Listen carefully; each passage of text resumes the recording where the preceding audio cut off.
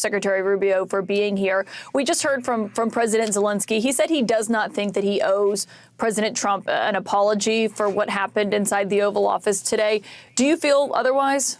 I do, because you guys don't see, you guys only saw the end. You saw what happened today. You don't see all the things that led up to this. So let me explain. The president's been very clear. He campaigned on this. He thinks this war should have never started. He believes, and I agree, that had he been president, it never would have happened. Now here we are. He's trying to bring an end to this conflict. We've explained very clearly what our plan is here, which is we want to get the Russians to a negotiating table. We want to explore whether peace is possible. They understand this. They also understand that this agreement that was supposed to be signed today was supposed to be an agreement that binds America economically to Ukraine, which to me, as I've explained, and I think the president alluded to today, is a security guarantee in its own way, because we're involved. It's now us. It's our interests. That was all explained. That was all understood. And nonetheless, for the last 10 days, in every engagement we've had with the Ukrainians, there's been complications in getting that point across, including the public statements that President Zelensky has made. But they insisted on coming to D.C. This agreement could have been signed 5 days ago, but they insisted on coming to Washington. And there was and should have been a very clear understanding. Don't come here and create a such scenario where you're going to start lecturing us about how diplomacy isn't going to work. President Zelensky took it in that direction, and it ended in a predictable outcome as a result. It's unfortunate. That wasn't supposed to be this way, but that's the path he chose. And I think, frankly, sends his country backwards in regards to achieving peace, which is what President Trump wants at the end of the day, is for this war to end. He's been as consistent as anyone can be about what his objective is here. But what specifically do you want to see President Zelensky apologize for? Well, apologize for turning this thing into the fiasco for him that it became.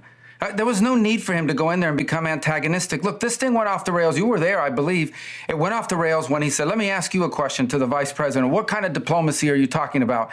Well, this is a serious thing. I mean, thousands of people have been killed, thousands. And he talks about all these horrible things that have happened to prisoners of war and children, all true, all bad. This is what we're dealing with here. It needs to come to an end. We are trying to bring it to an end. The way you bring it to an end is you get Russia to the table to talk. And he understands that. Attacking Putin, no matter how anyone may feel about him personally, forcing the president into a position where you're trying to goad him into attacking Putin, calling him names, maximalist demands about Russia having to pay for the reconstruction, all the sorts of things that you talk about in a negotiation. Well, when you start talking about that aggressively, and the president's a deal maker, he's made deals his entire life, you're not going to get people to the table. And so you start to perceive that maybe Zelensky doesn't want a peace deal. He says he does, but maybe he doesn't. And that active, open undermining of efforts to bring about peace is deeply frustrating for everyone who's been involved in communications with them leading up to today. And I think he should apologize for wasting our time for a meeting that was going to end the way it did. You yourself have said previously that Putin cannot be trusted in negotiations. That was the point that President Zelensky was ultimately making during that conversation, is that there cannot be an agreement without security guarantees, because he was talking about all the ceasefire agreements before, or agreements that Putin has just blown past. I mean, do you still feel that way, that Putin cannot be trusted in these negotiations?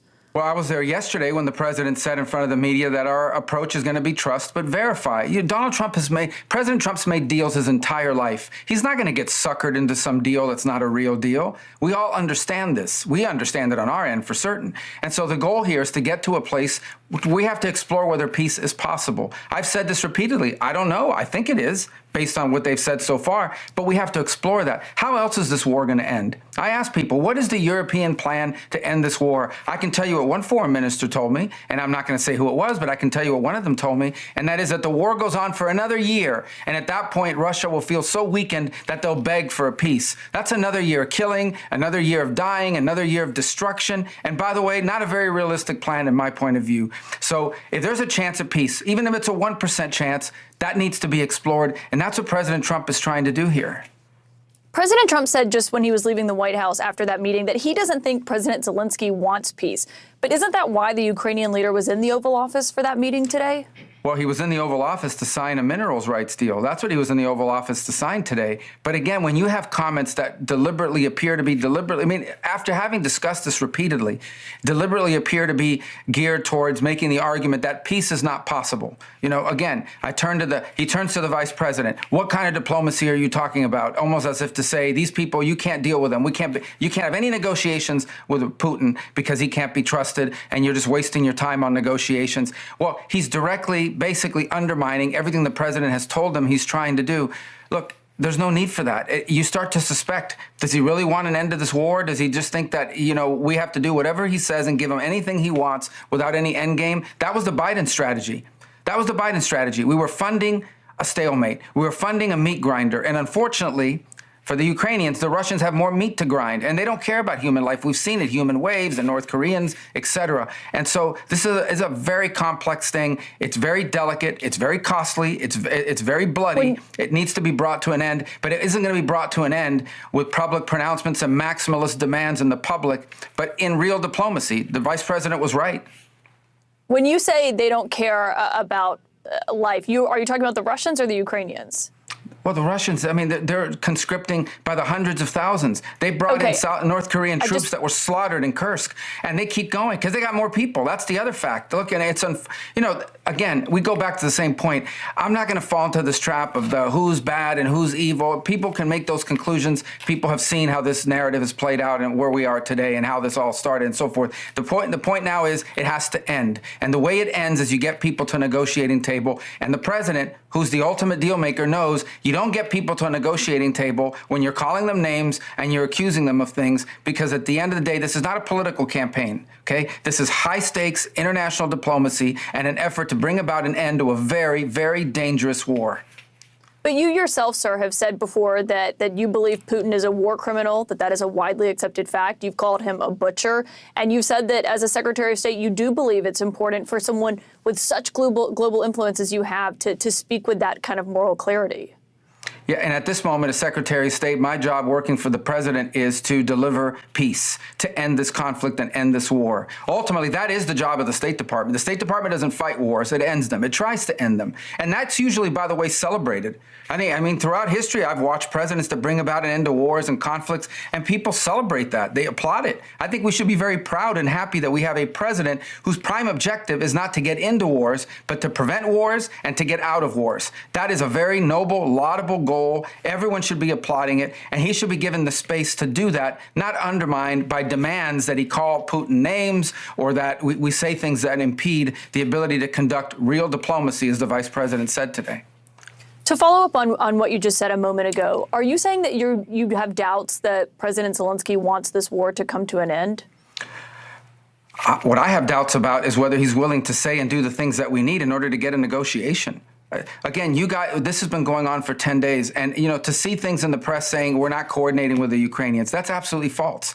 Over the last 10 days, the Ukrainians have met with the Secretary of Commerce, the Secretary of State, the Vice President of the United States, had a phone call with President Trump, and he was in the Oval Office today. I've talked to the foreign minister of Ukraine 3 times in the last 10 days.